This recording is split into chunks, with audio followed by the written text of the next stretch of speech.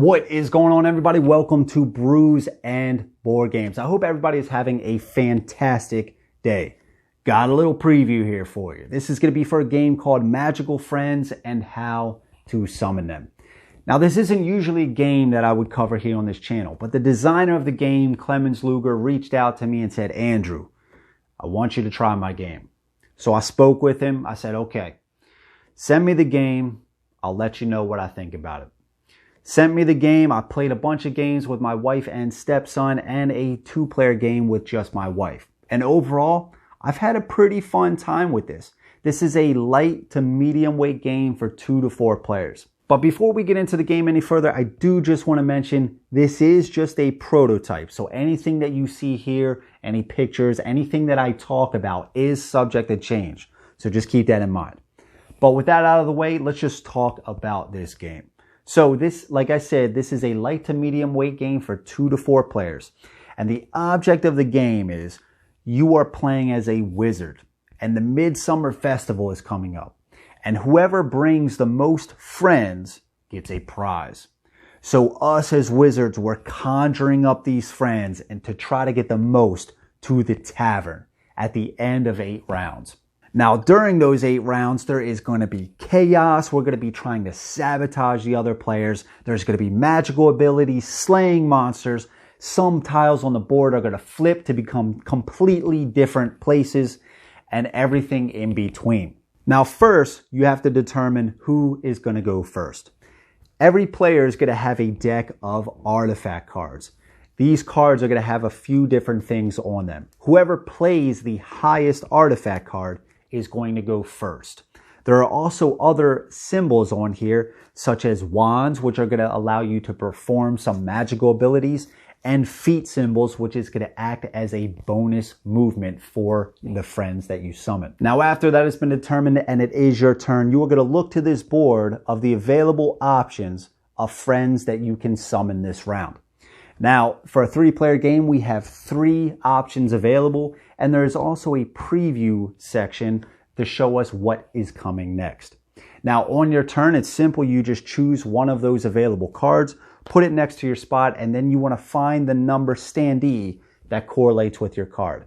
Now, the cool thing about this system, and again, since it's a prototype, I don't know if this is going to stay or not, but a cool system is they actually have the standee bases numbered upside down, so you can just look on the card, see the number, and then pull it out of its certain spot. Pretty simple. After that, you are going to take a gingerbread heart of your color to identify this minion as yours, slide that over top of the standee, and place it right at your lovely wizard house. Now, taking a closer look at some of these friends, they are going to be made up of 3 different sizes: small, medium, or large. In addition to that, each friend is going to be characterized by a certain allegiance, either bad, good, or neutral. Some can fly, while others can slay other friends, and then some might even add a special wand, which might allow you to perform some magical abilities. Now, the cool thing about the standees is that they actually provide us with some of that information. We can see the imp is a small creature, we can see that they are bad, and we can see that they are flying as well. The griffin here is a medium-sized creature. We can see the allegiance is good. It is also flying, and it also has this symbol here indicating that it can slay certain types of friends. The Hydra here is a large creature. We can see the allegiance is neutral based on its gray/silver background, and it can also slay certain types of friends. Now, looking back at the Cyclops that we summon, we can see that it is a neutral large creature. We can also see some additional information on there, such as the basic movement for our friends this round in particular, as well as the Cyclops' special ability. Cyclops' special ability is once per turn, the Cyclops may throw all small creatures 2 spots and medium-sized creatures 1 spot forward or backward when on the same spot as the Cyclops. Cool. So if we get onto the same spot, we can throw some dudes around. Now in the top right corner, we can see the basic movement given to us for this round. The 3 represents how many friends of ours we can move. And the 2 feet symbols mean we can move each of those friends 2 spaces. Now, each friend is going to have its own movement value printed on the card. That movement value only takes place for that round that it was summoned. So if we summon the Cyclops, we can move 3 friends 2 spots. 1, 2. On our next turn, whenever we summon a new friend, we look at that basic movement. If it says 2 friends, 3 movement places, even the Cyclops, now he can move those 3 spaces. The Cyclops movement value does not take place every round. Player is then going to go around the table to the player with the next highest artifact card, and each player is going to take a turn summoning a friend, performing its movement and abilities. After that, the round is going to end. It's going to go to a new round where you will then play new artifact cards. Now, one other thing I wanted to talk about was the board. You can see there are 4 different paths that you can take. Some are longer than others. But the cool thing about this is, in each of these paths has this tile, which is double-sided. And each of those sides does something a little bit unique. Say, for example, we have this lava bridge. So in rounds 3 and 6, these 2 spots are covered in lava. So if your character is coming up here and you land on one of these spots in rounds 3 and 6, sorry, you're out of luck. You die. But alternatively, flipped around, we have the dark cave. And once you hit a spot, you roll a die to determine what happens to you. On here, we have the heaven and hell. And each of these does something for each different allegiance.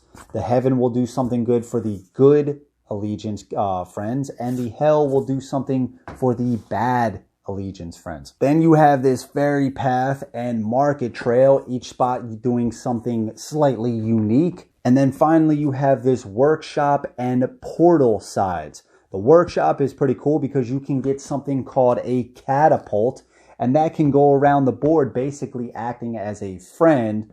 And if you land on that spot again, you can then catapult something at an enemy ahead of you, or if you land on this space, you can actually catapult forward.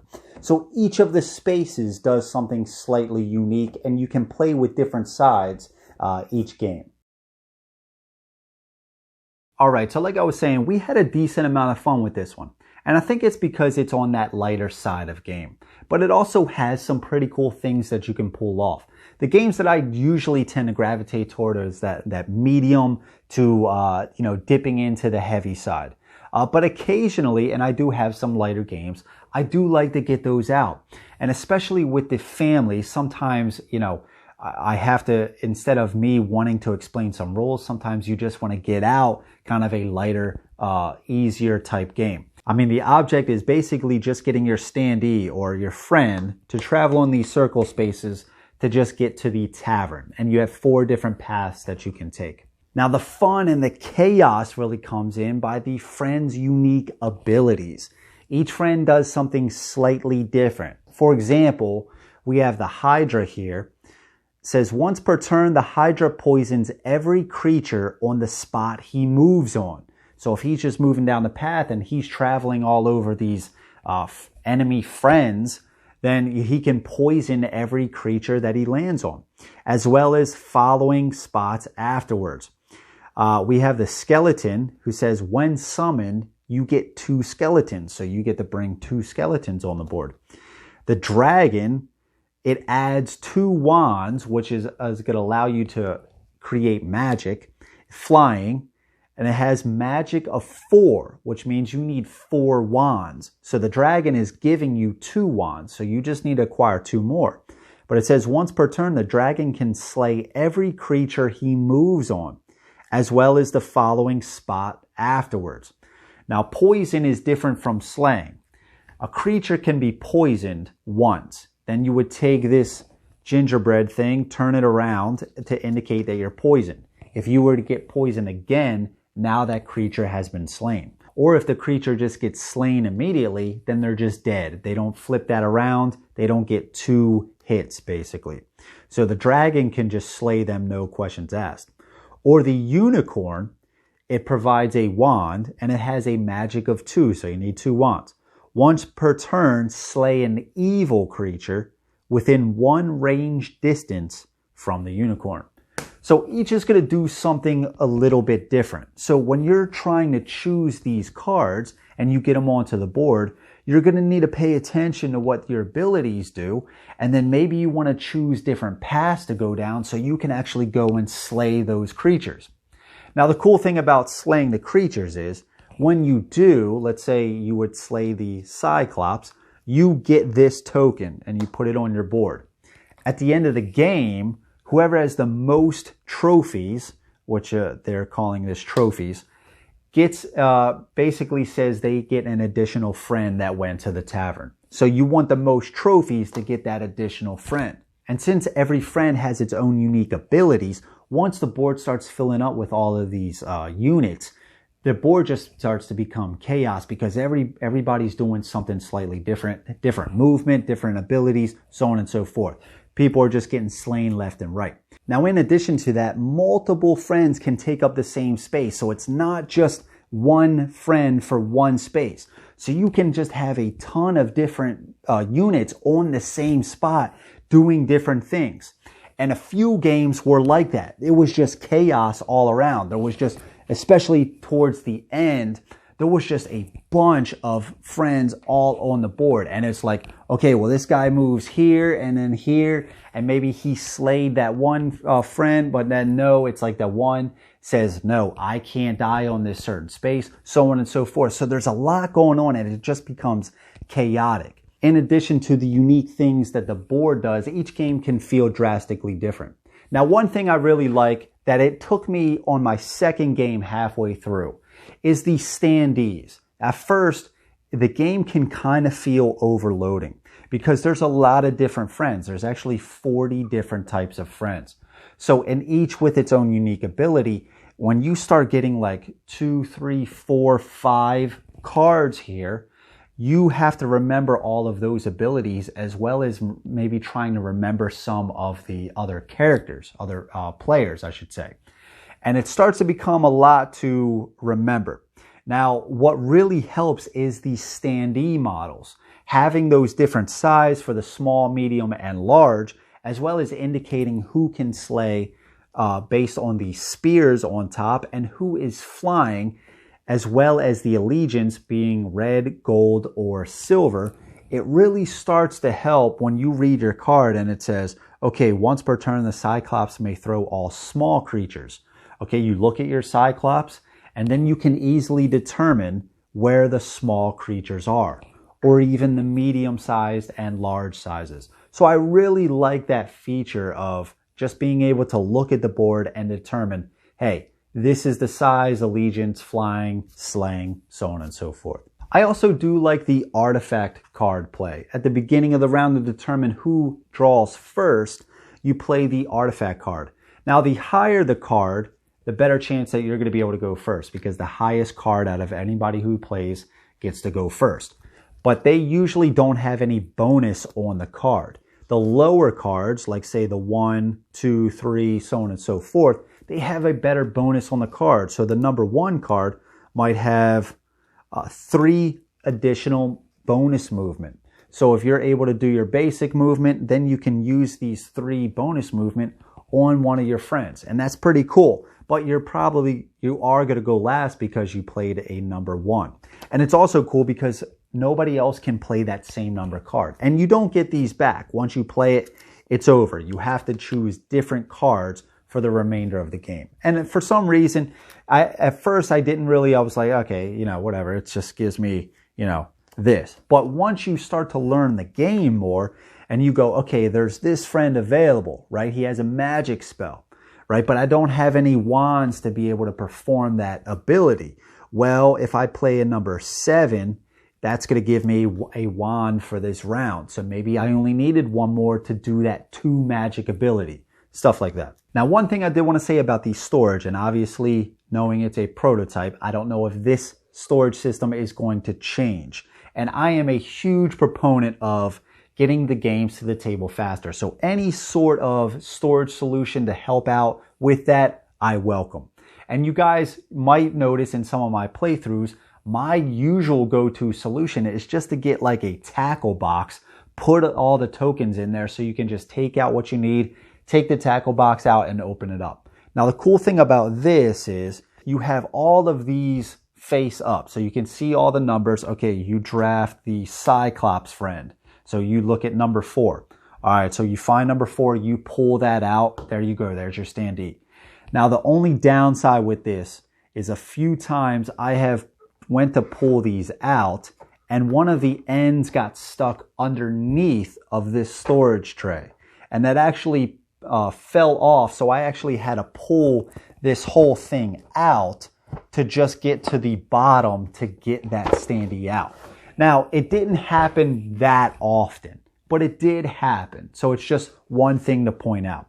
And again, I don't know if they're going to keep this exact thing. Overall, would I keep it? Yeah, I would. I think the pros outweigh that downside. Now, some of the complaints I had with the game come in the form of the physical elements. Now, while keeping in mind this is a prototype version, what I mean by the physical stuff is, as I said earlier, there are 3 different allegiances, right? Good, evil, and bad.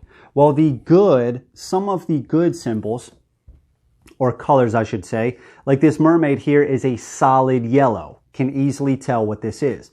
The griffin, however, has this faded gold background. So it's a little bit harder to tell on the board, especially if it's right next to another silver character. In some lighting, it's just kind of hard to tell that. So I would like to see them make some of these backgrounds or these colors a little bit more pronounced so you can easily distinguish that on the board. As well as the cards. The cards are kind of the same. Under certain lighting conditions, when you are playing some of those gold borders, each of the cards has the border of the allegiance that it is, right? The good, evil, or bad. But some, as well as the standees, it's hard to tell what exactly it is. You kind of got to look at the card a little bit more.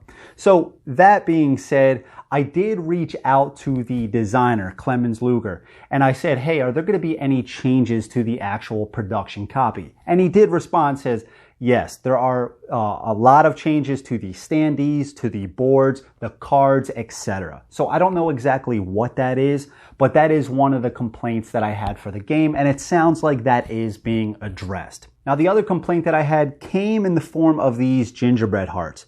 Now, I get it. It's going thematically, right? There's using some tropes and stuff like that. But sometimes this was a little annoying to slide over on the standee. It's not that bad most of the time, but, it's just kind of wobbling there a little bit. So, again, they did say that they are going to make changes to the gingerbread hearts as well. And honestly, this is a super minor nitpick. This has nothing to do with the gameplay itself, but this just sometimes annoyed me. I don't know what else they could have used to distinguish that whose character this is, and that is another thing. As well as the standee colors and the card colors being hard to tell. It is just the border of the card and some other symbols on these, not of the card, of the gingerbread heart, and some of the symbols that tell you what color it is. So when you're looking at the board, sometimes it's really hard to tell, hey, is that my friend or not? So I would like to see them do a little bit more with these gingerbread hearts. And then also, when you are just kind of getting into this game, your first game, maybe 2, you're going to have to learn what the friends do. There's 40 different characters, and each with its own unique ability. So a lot of times, if you have 3 or 4 friends set up and your opponents do as well, sometimes it's hard to tell, okay, if I move here, I'm thinking I'm going to slay that other unit, but they might have something that says, no, actually this unit can't be slayed by this maybe good units or something like that. So sometimes there can be a little bit too much to remember, but what I found was, one, that does add a element of chaos. Oh, I'm going to move here, right? It's not meant to be that serious of a game, but also you do learn them kind of throughout your plays. So it becomes easier and easier. And then I mentioned the standees. Once you kind of understand, okay, you're looking at that standee, it's a good creature, it's medium sized, and it's flying, you can kind of tell a little bit more, and the game flows smoother after that. And then finally, this workshop tile where you get these catapults, this is the only spot in the game that you can land on to get your catapult. And these catapults are pretty cool. They kind of act as a friend, right? You can move them around with your movement points. And again, if you activate this tile again, you can catapult an enemy 2 spaces forward. So you can slay that friend 2 spaces forward. And that is such an awesome thing. Or slingshot your character 1 space forward. But I would like to see more ways to get that catapult. I just think that's such a cool feature to mix up through the game, to mix into the game a little bit more. It's just a fun little thing to an already kind of chaotic game. I just wanted to see that catapult a little bit more. So as I mentioned at the beginning of the video, we had a lot of fun with this. It works really well at 3 players and higher. It works okay at 2, but the magic and the fun, no pun intended, comes into play, the fun comes into play at higher player counts because there's a lot more going on. With lower player counts, there's a higher chance that the other people are going to go to different routes if they see you on a certain path. So there's not as much conflict. I'm mainly talking about 2 players. But with 3, you're definitely going to run into other units more. And that's what you want. That's where the chaos lies. That's where the fun lies. So we had a good time with this. This is a lighter weight game, so it's not going to be overly complex to get in, which is awesome. The setup is going to be very quick because there's just a board. The standees are already going to be in this setup here, so you can easily take them out and you just set up the cards and all of this stuff. So the setup time is very fast as well, and I would want it to be for this type of game. I really like these flippable tiles. I think that's fun. You can change up the game a lot, and then plus with those 40 different creatures, each having its own unique ability, it's just going to add a element of fun. Oh, I want to get this guy, right? That's going to be super cool. They even have a Cthulhu one in here that says if he gets to the tavern, that's it, game ends. So there's all these different types of abilities which are really cool to explore. So if you are looking for a pretty cool family game, or even one that you do want to get out with buddies, you know, you just want to kick back, have a few drinks, do some cool stuff, have a lot of chaotic fun, I would give this one a look. Now, with that being said, this is going to be on Kickstarter October 5th. The designer said there are going to be some surprises in the campaign, such as additional friends that you can summon. I think maybe 10 more. There's going to be a 5th flippable tile. That's pretty interesting. So, and there's going to be a lot of improvements to the things, complaints that I already had with the game.